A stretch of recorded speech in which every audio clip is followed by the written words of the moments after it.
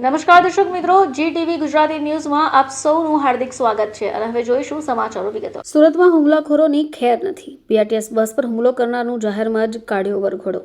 સુરતમાં ગૃહમંત્રીના નિવેદન બાદ પોલીસ હુમલાખોરોથી લઈને ગુનેગારોના જાહેરમાં સરઘસ કાઢી રહી છે, ત્યારે ઉધના વિસ્તારમાં થોડા દિવસ અગાઉ BRTS રૂટમાં આગળ રિક્ષા ચલાવવામાં આવી હોય, જ્યારે પાછળ રહેલી BRTS બસ દ્વારા હોર્ન મરાતા જ ઉશ્કેરેલા રિક્ષા ચાલકે સાગરીતો મારફતે માર મરાવ્યો। પોલીસે ગુનો નોંધીને આરોપીને ઝડપી લીધા। ઉધના વિસ્તારમાં BRTS બસ ઉપર હુમલો કરનાર આરોપીઓનું જાહેરમાં જ સરઘસ કાઢવામાં આવ્યું। મુસાફરોથી ભરેલી બસ પર રિક્ષા ચાલકો દ્વારા હુમલો કરાયો હતો। બસ ચાલક સાથે મારામારી કરવાના ગુનામાં આરોપીને પોલીસે પાઠ પણ ભણાવ્યો। BRTS રૂટમાં રિક્ષા ચાલકે ઇલેક્ટ્રિક બસને આંતરી હતી।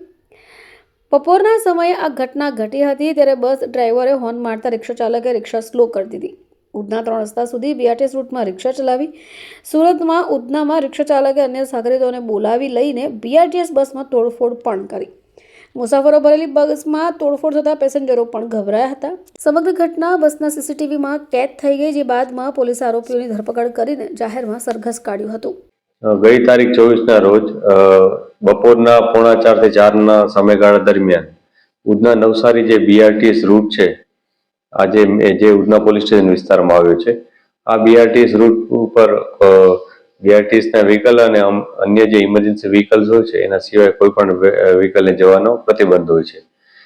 તો આ દરમિયાન આ સમયગાળા દરમિયાન BRTSની એક બસ હતી, એ જતી હતી, ત્યારે વચ્ચે ઓટો રિક્ષાવાળો એક વ્યક્તિ ત્યાં ઊભો રહી ગયો હતો અને પછી તેણે તેના મિત્રો સાથે મળી અને તેની સાથે મારામારી કરી બસ ચાલક સાથે। એને બસનો કાચ પણ તોડી નાખ્યો, એને અપશબ્દો પણ કહ્યા અને જાનથી મારી નાખવાની ધમકી પણ આપી। આ બાબતને લઈ અને પોલીસે તત્કાલ પહેલા તો ફરિયાદ નોંધી લીધી અને જે આરોપીઓ હતા એ લોકોની શોધખોળ શરૂ કરી દીધી હતી અને ખૂબ જ ટૂંકા ગાળામાં આરોપીઓને પકડી પાડી અને કાયદેસરની કાર્યવાહી કરી હતી।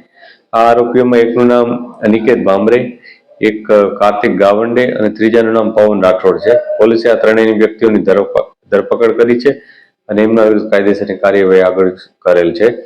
આ ઘટનામાં સ્થળ ઉપર જઈ અને જે ચેકિંગ કરવાનું હતું, જે પંચનામું અને અન્ય વિગતો મેળવવાની હતી, એના માટે પણ પોલીસ ત્યાં ગઈ હતી અને જે કાયદેસરની કાર્યવાહી કરવાની થાય એ કરી હતી।